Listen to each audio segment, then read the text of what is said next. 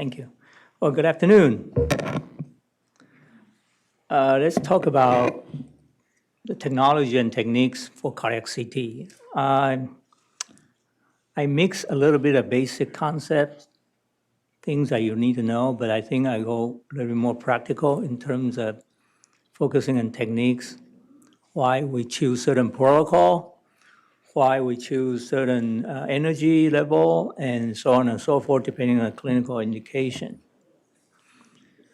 Cardiac CT has become really a comprehensive tool of assessing especially coronary disease, as we can see here.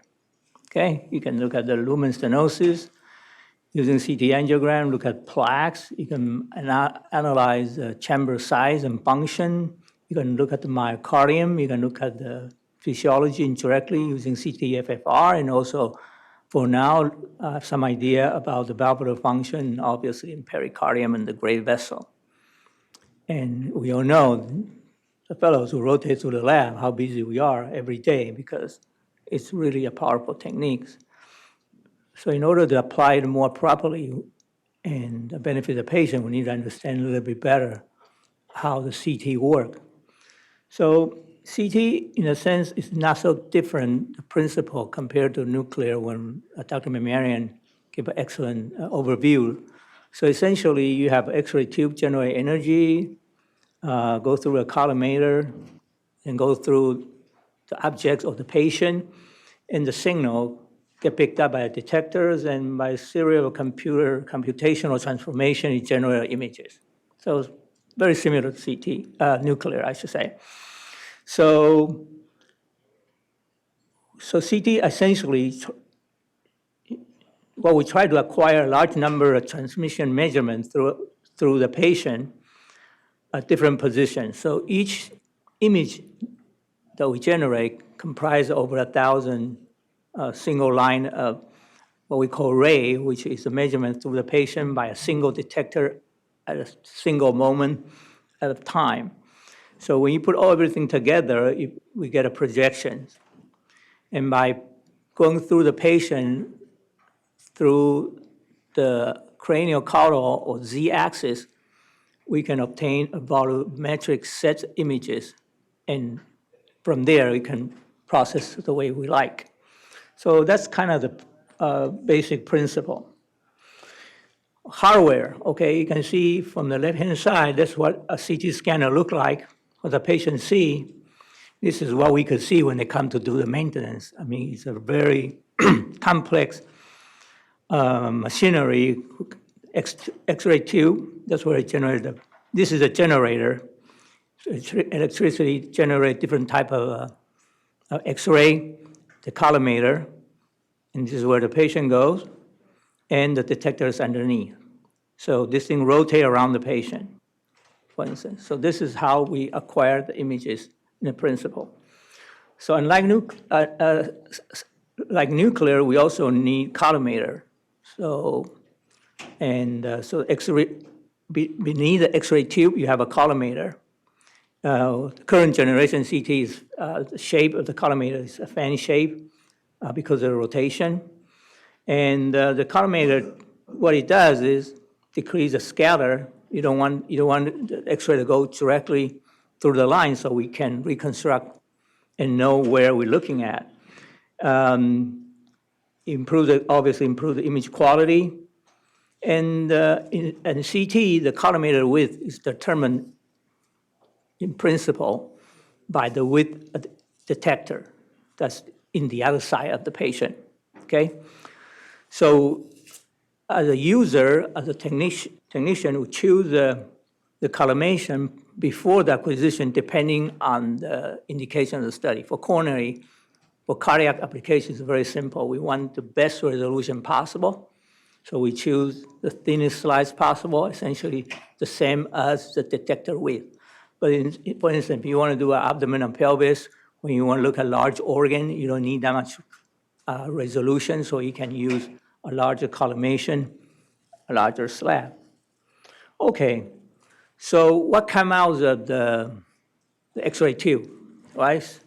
So we know about MA or milliampere is the amount of energy used to create certain amount of radiation, and it's directly proportional to the quantity of photon. So more photons, more MA, more current, okay? Then we sometimes get confused of MAS, right? You read the patient protocol. So MAS is nothing more than the product of the X-ray tube current in milliampere that I mentioned earlier, times the exposure time, okay? So if you have the same milliampere and you expose the patient longer period of time, you're gonna have higher MAS, okay? So when you get an MAS less than MA, that's because you're scanning the patient less than 1 second. Does that make sense? If you're more than 1 second, you're gonna get MAS, a number larger than the MA, okay? So as I say earlier, it results in direct proportional increase in the radiation dosage because more photon, more radiation. So if you go from 100 to 200 ampere, you're doubling the radiation. This is an important concept called MA modulation, okay? There's actually two types of modulation. I want you guys to pay special attention. One thing that we don't do, the machine right now do it routinely, is a modulation of the patients called Smart MA, Smart KB. All the vendor has it. So essentially, instead of using a fixed tube current optimized for the thickest part of the patient, when the scanner goes through the patient, you would detect the attenuation or thickness of the patient and adjust the MA accordingly, okay? So you can modulate across the XY plane, and also you can do it through the Z plane. So this is, so not entire, for instance, if you want to image the entire chest, the apex, for instance, where the shoulder is, you will require more MA, and where the close the abdomen, there's not much bone, the mostly soft tissue, you don't require that much MA. So it's based on artificial intelligence. So basically, you really don't need to do anything. You turn on the machine does that for you, okay? The other MA or tube modulation is when you modulate throughout the cardiac cycle. So one thing you modulate the MA, depending on the topography of the patient anatomy, this is you modulate the tube current through the cardiac cycle, depending on what you're interested. Obviously, this is usually done in retrospective gating. Helical scan, we go in later, okay? The rationale is if you're interested mostly in the systolic phase, you want to ramp up the MA during systole, and vice versa. If you're interested in diastole, you can do it during diastole. Some of the newer machine has much faster switching capacity, meaning you can actually ramp it up during systole and diastole, get good images in systole and diastole or mid-diastole, and having some functional information without giving a large dose of radiation. And next concept, we do that all the time, is tube voltage. It's a tube potential, and that is the peak energy of the X-ray photons. So X-ray generate a bunch of photons with different energy. So the peak one is called KVP, for peak. Unlike tube current, change on potential is not linear in terms of amount of radiation. It's actually just to the square. So if you go from 120 to 140, you increase by 30 to 40% of radiation. This is what I said earlier. So this is the voltage across the tube generated from anode to cathodes, and or is mostly related to speed. The electron travel through the X-ray after the X-ray production. And higher the energy, you can go through the objects easier, produce less attenuation. As you can see a little bit with the 140 kV, image is not as noisy because There's much less attenuation compared to 80 kV lower energy with more noise because a lot of lower energy gets stopped by the tissue. Kind of similar concept in nuclear as well. This is the same patient imaged twice. As you can see in the left-hand side, image quality has less noise. The signal-noise ratio is better. There's less attenuation compared to the right-hand side. So this was image of 100 kV. This is one image of 90 kV. By using a lower energy photon, we compensate by increase a little bit of a tube current, and notice that overall you get a little bit, obviously less radiation, not as dramatic between 90 and 120 because the protocol is different. But I want you to notice the brightness.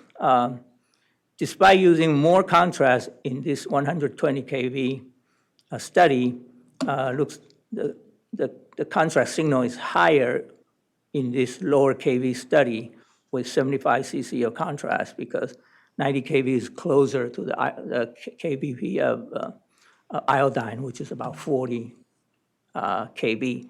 So remember, if you want to highlight the contrast, you want to use a lower kV because lower energy, more attenuation, you're going to get more contrast signal, okay? Noise, size matter. This large patient, you can see it's very noisy study despite using 120 kV study. Not all the scanner has capacity of going up in kV. Our scanner, fortunately, is one of the probably more flexible one. Siemens scanner allows you to change the kV per 100 starting from 70. So you can, from 70 to 140, you can choose every 10 increment if you need to, depending on the patient size. Other scanner have 100 and 120, 140 capacity, but Siemens has the most flexible selection. So the rule of thumb is the noise level double for every 8 centimeter increase in patient diameter. 8 centimeter is roughly, what, 3 inches? So, okay. This is something new that I think will make an important impact. It's called thin filter. So it's a selective photon shield that improves the purity, the homogeneity of X-ray spectrum by removing the low energy photons that usually get scattered and absorbed by the patient, okay? By doing this, you get more homogeneous energy, so you get less radiation, and coupled with some more clever reconstruction algorithm, you can get a decent, very good study with very low radiation. So the conventional one, you get a bow tie filter using for fan beam X-ray. Most of the, actually a couple of vendors, including Siemens, now add additional thin filter to this. And you can see the energy level, the photon, the shape, oh, I'm sorry. Okay. Apologize, wrong button.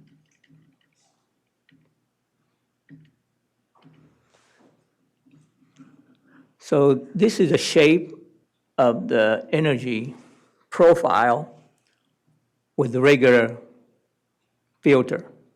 As you can see, I always add the thin filter. Okay. Okay, I'm not so sure I can make this work. But anyway, the concept is you get better, the filter energy provide, so you basically you don't use any of the low energy photons, so you get more pure energy closer to only 100 100 kV. And it just happened to, using this 100 kV, the attenuation is similar to use traditional conventional 120 kV of energy. As you can see in this study, using for calcium score, the number is very similar. The slight underestimation, but remember, even with the same patient scan with the same scanner with a traditional 120 kV, the variation is around 20%. So I mean, if I do a calcium score and you on 2 separate times in the same scanner and I calculate it, the variation could be up to 20%. And this is a study that we did earlier this month in the patient using this new protocol. We were able to obtain a calcium score images like this, not obviously perfect images, but we only use 0.12 millisievert, which is very close to a typical chest X-ray. So resulting in a 90% dose reduction in this calcium score. So going back a little bit more to the basics, so what data are we acquiring? So when the X-ray goes through the subject, it gets attenuated, and each tissue has different characteristics in terms of how it attenuates the X-ray. So we collect all the raw data. So for each part of the object, we collect the CT number, which is a grayscale. We put them all together. We generate the images. And the CT density value is named after the inventor of CT, Hounsfield unit. As you can see, air has the lowest, as a negative value, and by convention, water is considered 0. In calcium or metal will have higher Hounsfield unit. So in a sense, this is a very crude tissue characterization, not as detailed as MRI could be, but that's what we do days in and day out. You can see the lung has negative Hounsfield unit, the bone and the metal, right here, the electrodes, and the bone has very high, muscle has intermediate. This LB cavity has some contrast. So we look at the structure and determine what kind of structure tissue is based on the Hounsfield unit. And specifically, we use that every day to look at the difference between the calcium and the surrounding soft tissue for calcium score. CTA, we look at the lumen field contrast with the surrounding soft tissue. We look at the plaque characteristic, and we look at the sequela of the myocardial infarction, calcium very high Hounsfield unit. So those are basic things we look at. So what are the scanning technique? So, man, yes. What affects the Hounsfield unit? Hounsfield. You have KV and A. Absolutely. MA, not as much, but KV, definitely. Even the patient size as well. Let's say if I have a speck of calcium, if I put it in a thin patient versus a thick patient, it's going to give me different Hounsfield unit because of attenuation. Because I see you guys emphasizing it. I see you emphasizing it quite a bit in your interpretation to understand the characteristic of what you're looking at. And yet, I mean, it's almost similar. I wouldn't say similar completely, but ultrasound, you can increase your gain and increase your video intensity, and you could, so many things that affect it. And the question is there something in the image that you could normalize too? Well, that's what Dr. Memiran has been trying to convince the manufacturer to do that. So for large differences between fat and, for instance, soft tissue, usually the difference produced, the attenuation or Hounsfield unit difference produced by patient size and KV is not big enough for us to affect the interpretation, for instance, between water and fat, or water and air, or water and metal. But soft tissue, yes. That's an Achilles tendon, obviously. Well, we still cannot reliably characterize a plaque besides, the spatial resolution. But it's very important for calcium score, for instance. And I'm not going to talk about it, but the vendor have now worked out through artificial intelligence adjusting factor. So allows you to get a calcium score with different KV. And this, the TIM filter also is product of that as well. Yeah. So scanning technique, this is very basic, okay? Like most of the cardiac study, we need ECG gating to overcome the cardiac motion. We need to freeze the heart in a certain phase, especially if we want to look at the coronary and the different way of doing it. So this is an example of most of the radiology study, non-gated. You can see it's part of ascending aorta. Is a portion of the aorta that moves the most because it's close to the aortic valve. You can see this patient here with the localized dissection of the gated study were able to identify the flap. Okay, every day we have to choose between helical scan and sequential scan. You have different name for that. Retrospective gating versus prospective gating, spiral versus axial, continuous versus step and shoot. So it's all kind of synonyms. So how does a helical CT scan works? Basically, you have continuous data acquisition and table feed. I'm going to show you some video so you understand a little bit better. Okay. So pitch is a concept with the helical scan is since the so the gantry move and the table moves as well at the same time.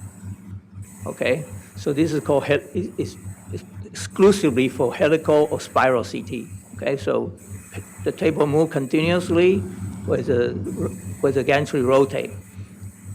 And essentially, if the time is the same, you have a pitch of 1. For instance, here in this case, with a pitch of 1, 18-second spiral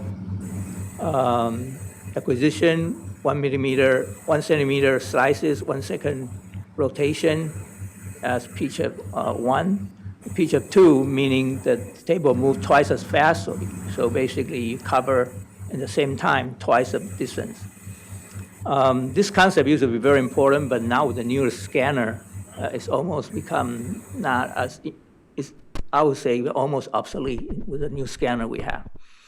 Prospective gating is different. Basically, the table doesn't move continuously. Basic table move in certain spot, and the gantry go around the patient. So you stop and take picture, you stop and take pictures. And this is kind of the difference with the retrospective gating. The tube is always on, so it's continuous. You can modulate the dosage. With step and shoot or prospectively, you choose the part of the cardiac cycle you want to have the tube on. So one is one slab at a time, the other one is continuously. Okay, so this is another example. So with the second generation dual source CT, we introduce what we call high pitch mode, meaning that table actually moves a lot faster than the gantry. It's called flash mode. With a pitch of 3.2, that requires the whole heart in 1 RR interval. And essentially, if you think about it, if you have heart rate of 60 and you want to image the patient in 1/3, about 300 milliseconds, that's where the diastole lasts. That's where the mid-diastole lasts, approximately the quietest part of the heart. And you have to move the table about 3 times faster than the gantry. This requires stable heart rate and slow heart rate. So, and the only way it can do that is because we have 2 tubes.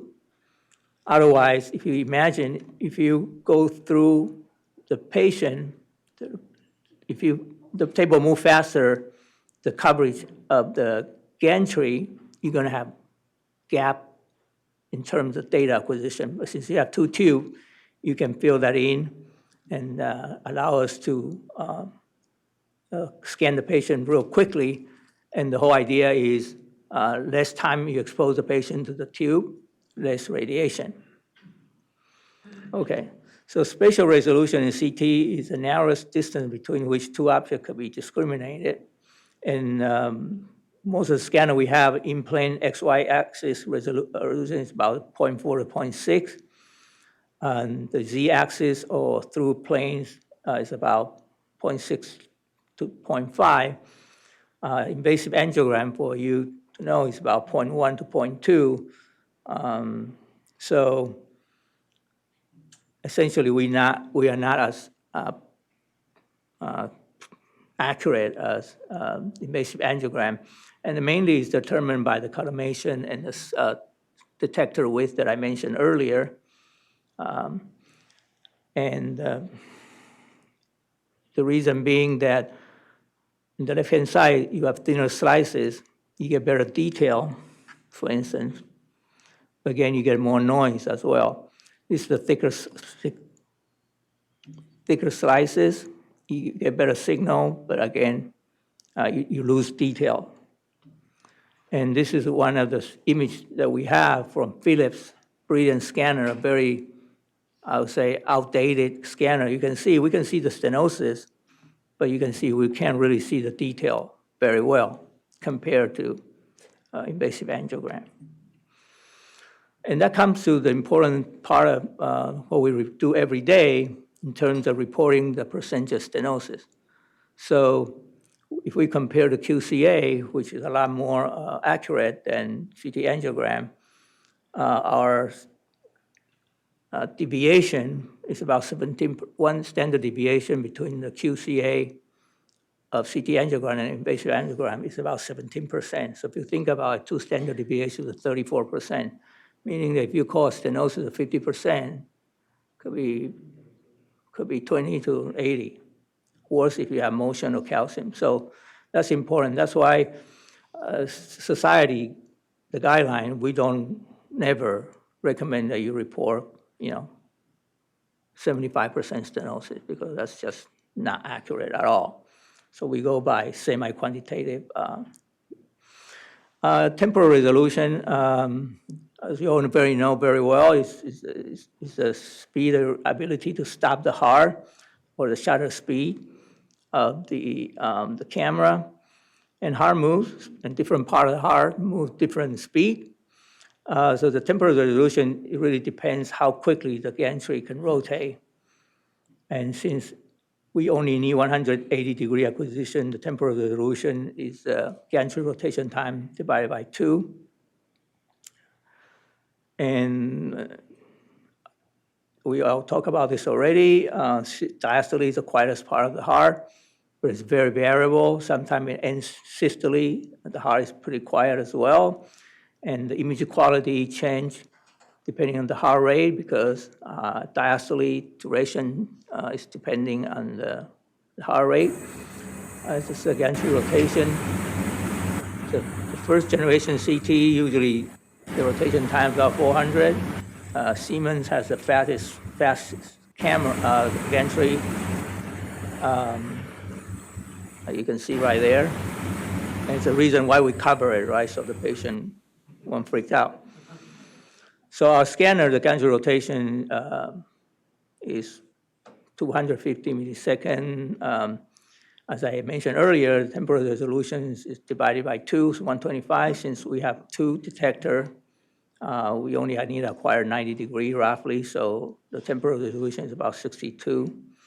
I think with our 4 scanners, even lower, is 210 milliseconds. So this is with the temporal resolution closer to around 60 milliseconds. And this is and other feature of our Siemens scanner has this high pitch mode, meaning the table can move real fast. So the left-hand side is a regular feed. standard helical, and the right-hand side is the high pitch mode that I mentioned earlier. So this is an example of patient go through real quick, single rotation, image was acquired during 270 milliseconds. And this is roughly how the liquid inside your stomach, after the lunch, we get a CT scan with high pitch mode, that's how much you move. Okay, I showed you this guy before. This is very important since the scan speed is so quick. In trauma patient or pediatric patient, you can do free breathing. Patients don't even need to hold their breath for this high pitch mode. Okay, and the base of the heart, the cardiac cycle that, again, we need to take advantage is systole for low heart rate. We try to image during diastole because the diastasis is long enough for us to image the patient. With a high heart rate, where diastasis is almost non-existent, so we need to image the end systole. A lot of this problem in terms of imaging systole and diastole get kind of overcome by the other type of CT scanner that we have in Willowbrook, but not in here. Is mostly Canon, ex-Toshiba, or GE scanner. It's a white detector CT. Our Siemens scanner covers 6 centimeter, meaning the detector width total, you add it all up, only covers 6 centimeter of the longitudinal axis or z-axis.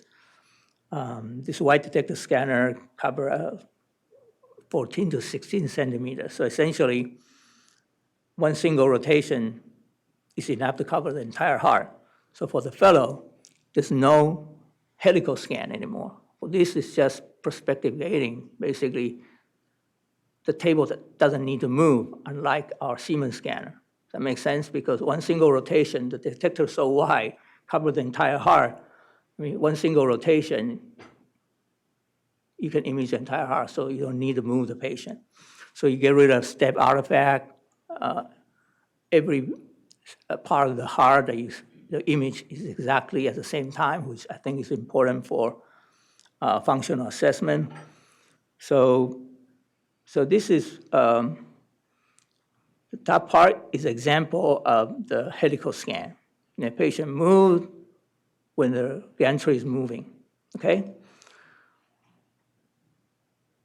With, let me go back. This is one single beat. You can see the gantry rotates through the patient is completely static, doesn't need to move, you get the picture. So the difference is for 64 slice CT, you need 4 sets of picture with white detector CT, 1 single set of images. It's almost like taking picture of the medical center from Rice University. You can see, I purposely do it here because when you start the scan, by the time you get to the bottom of the heart, this is not the same position, right? So this is important. And same thing happened with even high pitch mode. With a high pitch mode, even the table boom very fast, still the top of the heart, you're imaging it about 250 seconds before the bottom of the heart. Okay, so this is some example image quality. The other important thing about what we do every day, for you to understand in terms of temporal resolution. So I mentioned our temporal resolution is about 60 milliseconds. So at most, we probably could get about 16 frames of real data in a patient with a heart rate of 60, right? So I want you to look at these 2 sets of images. So in one set of picture, I have 10 data points. The other set of picture, I have 20 data points. You know, which one is real? Because I do, for the same patient, I get different volume and different EF, slightly different EF, okay? So this patient heart rate is 60. So despite having 20 faces doesn't mean, I have 20 distinct volume set. So this is artificially augmented augmented. There's some computer algorithm who allows you to fill in data based on artificial intelligence, again, estimating where the position of the heart is. Claim could give you temporal resolution of 10 or 20 milliseconds, but obviously I would probably not trust it. Okay, so that's the main problem. Control resolution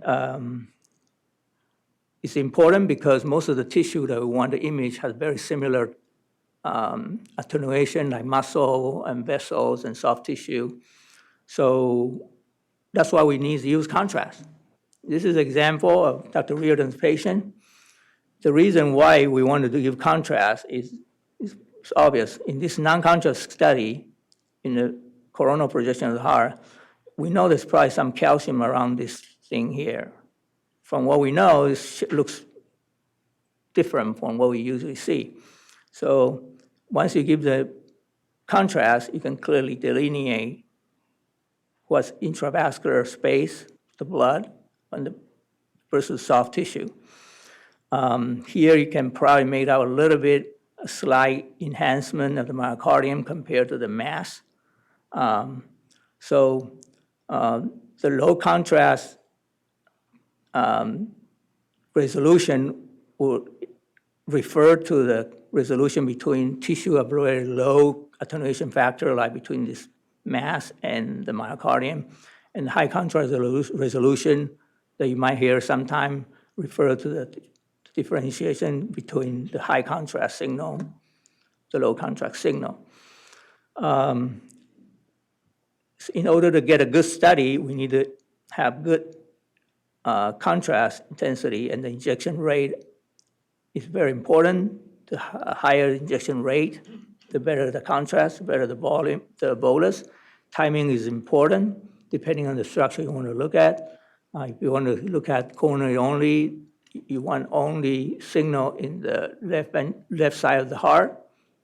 But if you want to also see some right heart function at the same time, then you need to follow that with some contrast, what we call triple phase injection. You give contrast, followed by saline mixed with contrast, and followed by saline to flush the contrast. So you can have contrast in almost entire cardiovascular system inside the chest, right side and the left side. I'm not going to talk about too much about reconstruction algorithm. The reason we have this is because patient size that I mentioned earlier is a problem. We get very noisy images, and we don't want to give too much radiation. By some smart computer algorithm, you can tweak the images, as you can see here, with traditional filter back projection images, quite a few noise, to almost completely using this iterative reconstruction algorithm. You can see this, the noise, the signal ratio has much improved. And so other way of generating different type of images is using different kernel or algorithm. So the higher the kernel number, usually we refer what's called sharp kernel. I don't know if you can notice the difference. Basically increase the contrast between the between the lumen and the surrounding tissue. You might see a little bit better here with traditional kernel. It's hard to delineate the limit, the border between the calcific plaque and the lumen. When in sharp filter, you get rid of mostly a lower energy signal. You can see a little bit better the border between the calcium and the lumen, reducing the blooming artifact. But the downside is by removing those low energy, the overall image looks more noisier. I'll just skip that. One important concept of CT image that we generate is called isotropic resolution. So essentially, the resolution through the three axes in the space is all exactly the same. So there's no image distortion or loss of data when you change the plane. allow us to generate 3D rendering images like this. And the last, for image display, the windowing is very important because although the range of CT density go from -1,000 of the air in the lung to positive 3,000 of the bone, our human eye cannot see all the range. We can only see about 30 to 40 grayscale. So you need to adjust it. For instance, in the left-hand side, if you want to look at the lung tissue, you need to have the center of your window more toward the negative. If you want to look at the cardiovascular system, contrast between 200 to 300 in the middle. For the bone, the center of your window should be around 1,000. Just give you a quick comparison of the standard scanner that most of the places have versus the newest scanner, referring to our Siemens 4 scanner or the GE or Canon white detector scanners. You can see the newer scanner, the temporal resolution is much better, okay, about 2 or 3 times better. The detector thickness is much smaller, meaning the spatial resolution is better. And the coverage is, instead of 4 centimeter, go from 6 to 16 centimeter, and the scan time is much less. Fortunately, I think the introduction of the penetration of the new generation scanner is much better now. Most of the big hospital has this last generation scanner. So it's a quick couple words and the new development of CT technology. I think not much technology advanced, but rather than the concept. Now, not only GE have an office-based CT scanner available, who can put in the area about 15 meters square. So we're talking about 10 times 15 feet, so 150 square feet. You can put a CT scanner with proper shielding, and the good thing is only focus on the heart, so no more rest of the lung breathing. And it has, I would say, 80 or 90% of the feature of their top-of-the-line premier revolution scanner, meaning you can do tower planning. It covers 14 centimeter, okay, of the heart, so most of the heart will fit in 14 centimeter. You can have all the arterial reconstruction, mineral reduction artifact. You can send studies compatible with CT-FFR. And I know some practice in the East Coast, they have this scanner in the office. Basically, they offer the same day CT scan. Patient goes through the office, go straight to the CT scanner next door, next room actually, and everything line up. They do about 30 studies during the work hour. And I think that could change the paradigm, how we manage patients who come to see you for chest pain. Instead of ordering a test, a stress test, wait for the results, see them in a week. You know, patient walk out the door knowing they have coronary disease or not. So very streamlined. Siemens has just come out with their own office-based CT scanner. Catchy name, they have Go All or Go Top. I don't know what that means. Okay, and now 2 vendors, Canon and also GE has come out with this hyzer resolution CT scanner. Essentially, as I mentioned earlier, with the new detector technology, they were able to make the detector width to 0.25 millimeter, which is half of what it is. So essentially, double the spatial resolution. And obviously, the main concern here is because of thin slice, you have less signals. So you either have to increase the KV radiation, or you have to change the way you detect the signal, which what they do with the new electronic circuit detector become much more efficient. And this is some of the image that was presented by the researchers at NIH. I don't know if they can reproduce this type of study in every patient, but this will be, I think, will be comparable to invasive CT angiogram if we can achieve this type of quality in most of the patients. Just briefly, I think the most exciting thing about CT in the future is called photon counting detector. So this essentially eliminates all electronic circuit, no more, much less noise, and has a potential to do tissue characterization. But for us, I think the artificial intelligence, I'm sure you hear about it a lot. A lot of artificial intelligence is already in what we do day in and day out.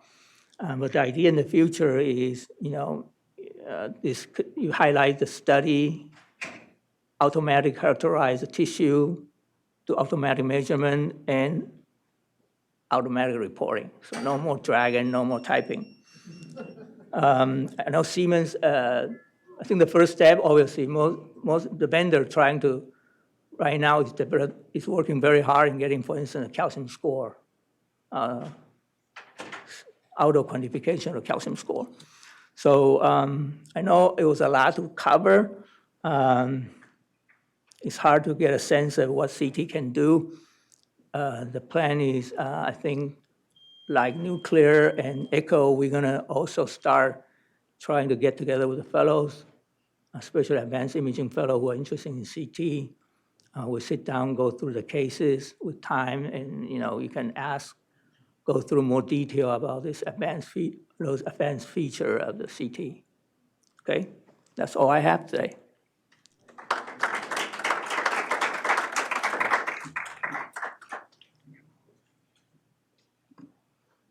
Question?